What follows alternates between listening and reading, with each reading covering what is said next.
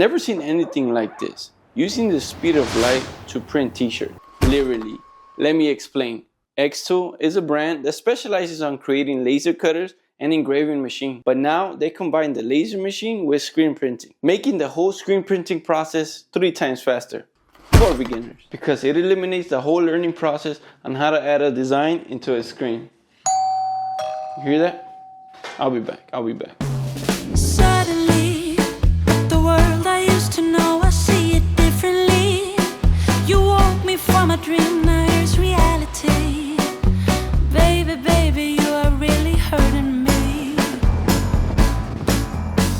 'Cause every time you tell me I look good and that I'm doing fine. That was a little heavy. Okay, so I did a full unboxing video on this starter kit showing you everything it comes with. I also did a full tutorial video on how to use it. And this video is a sequence to those videos. So you could call this a part 3. The goal is to answer a lot of the questions that you guys had on those videos. Why is my ink drying? Why is my ink smearing? Can I reuse the mesh? And a lot more questions. I'm also going to show you guys where to find the screen printing equipment and material. If you're new to our channel, my name is Ismael, also known as Milo. And I run a screen printing business from my garage, printing hundreds of t-shirts every week. So I kind of have an idea what I'm talking about. Therefore, I would recommend for you guys to stick around because you might learn something new. Now let's get the party started. Alright, let's talk about inks. And there's 2 different types of inks when printing on garments. There's water-based and plastisol. And here's the difference. Water-based inks feel a lot smoother on a t-shirt, but with time, they start to fade after a couple washes. And plastisol inks have a rougher feel, but the colors are more vibrant. We'll talk a little bit more about these inks later on the video. Right now, let's focus on the inks that come with the starter kit. It comes with black, blue, red, yellow, glow in the dark, glitter gold, silver gold, and a couple more that I'm missing. I don't know where they're at. They're somewhere in the shop, that's for sure. It's like 10 inks in total, and all of these are water-based inks. Now, this is one of the questions that I got. How do I cure my ink so when I wash my t-shirt, the ink doesn't come out? And here's 3 simple ways to do it. First, let that t-shirt air dry between 1 or 2 days so the moisture of the ink could evaporate. Second, get a heat gun and hover over the print around 30 to 60 seconds. Could be a couple seconds more depending on the print. Or get an iron and a Teflon sheet and press that design between 2 to 5 minutes so all the moisture of the ink could come out. And third is the easiest. Get a heat press and press that t-shirt for a good 40 seconds at 320 Fahrenheit. And the second most asked question, why is my ink smearing? First, you have to understand that we're using a low mesh screen, 100 mesh count to be exact, which means for every square inch, there's 100 little squares. Second, water-based inks are very thin, so if you add a lot of pressure when printing, you're gonna smear that ink. And once again, I'm gonna show you 3 simple things that you can do to avoid smearing. First, your off contact. That's the space that you have between your screen and your platen. That's controlled by this knob here on the side. To simplify everything, make that space the thickness of a quarter. The skinny side, not the thick side, the skinny side. Because if your off contact is too high, you won't be able to drop enough ink onto the t-shirt. And you're gonna pass it again and probably add a little bit more pressure, which is gonna drop more ink, leading to smearing. In some cases, if the off contact is super low, like touching the t-shirt, then whenever you're printing, you could add a little bit more ink than you actually need, which could also cause smearing. Second, squeegee angle. When printing, you want to make sure that your squeegee is between a 60 to a 45 degree angle. If it's too high, then you won't have a flush print. If it's too low, then you won't add enough pressure, and you will have to pass it again and again, which could also lead to smearing. Third, techniques change based on the material that you're printing. For example, if you're printing on a t-shirt, the ink blends in with the t-shirt. So normally what I would do, I will flood the screen and give it 2 passes. If you're printing on something solid like paper, plastic, wood, then the ink lays on top of it. So sometimes adding extra passes could be a reason why your ink is smearing. Now, before we go to the third question, let's open this up, because I'm very curious to see what's in here. Come on.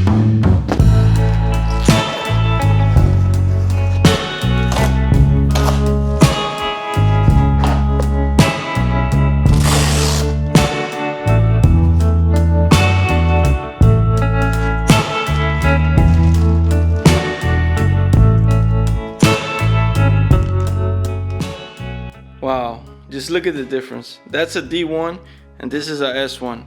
I'm assuming this one's a lot faster and a lot stronger since it's a lot bigger. Just look at the inside, super beautiful.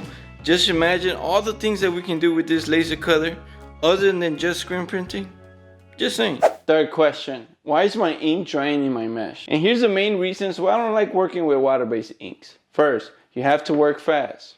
Second, you can't multitask because if you walk away for a couple seconds or even minutes, that ink will dry up on the mesh. To avoid your ink from drying in your mesh, make sure to flood your design after each print. For an experienced printer, this is not a big deal. For a beginner, it could be a small little hassle. Now, plastisol inks are easier to work with.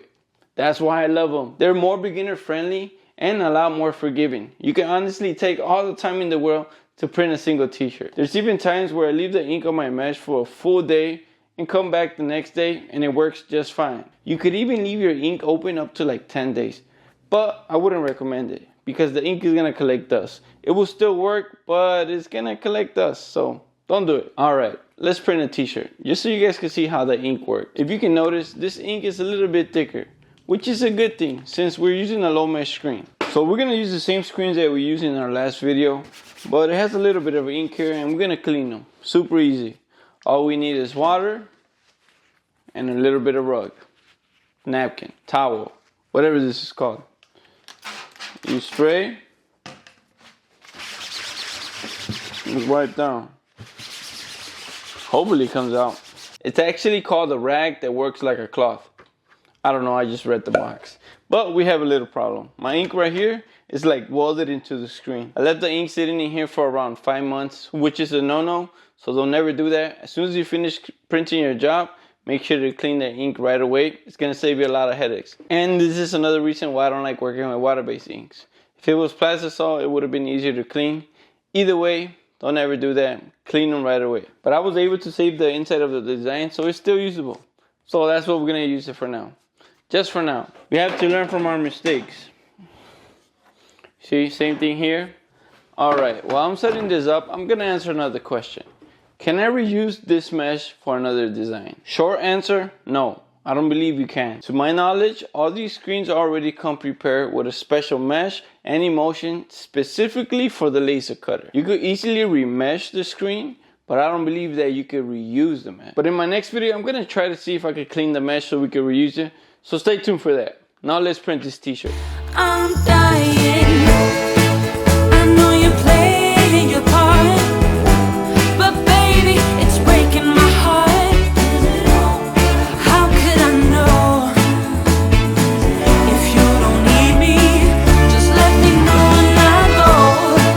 I know you're playing your part, 'cause I go, but baby, it's breaking my heart. How could I know if you don't need me? Just let me know when I go. Pretty beautiful, right? Now, to cure the ink is even easier. All you have to do is make sure that the ink reaches the temperature of 270 degrees. And here's the last question. After passing paint for 50 items, how's the tension on the screen? First of all, we don't call this paint, we call this ink. Okay? I'm just kidding, you call it whatever you want. Second, to be honest, I really don't know. But if the mesh can hold the heat and the pressure of the laser cutter, then it can most definitely hold 50 passes. And here's the mistake that a lot of people make, including myself. They want to compare this $250 starter kit to this $5,000 commercial press, which makes no sense in my opinion. Let me explain. The main character is not the screen print starter kit, it's the laser engraver. The screen print starter kit is an attachment to that laser, if that makes any sense. But the beautiful thing is that you can do so much with this starter kit. And that's exactly what I'm gonna show you guys in the next video. We're gonna try puff inks, glow in the dark inks. We're even gonna put this bad boy to work to see how fast it goes, and a lot more stuff. I'm gonna add the link in the bio so you guys can go check out the starter kit or different laser engravers. They have a bunch of different package deals. I'm also gonna add the link in the bio for the plastisol inks. Once again, thank you so much for the love and the support. Have a beautiful day, and God bless you all. And I'm gonna do the Xtool playlist right here. Just click right here. I'll leave it right here for you guys. You guys wanna watch it from the beginning.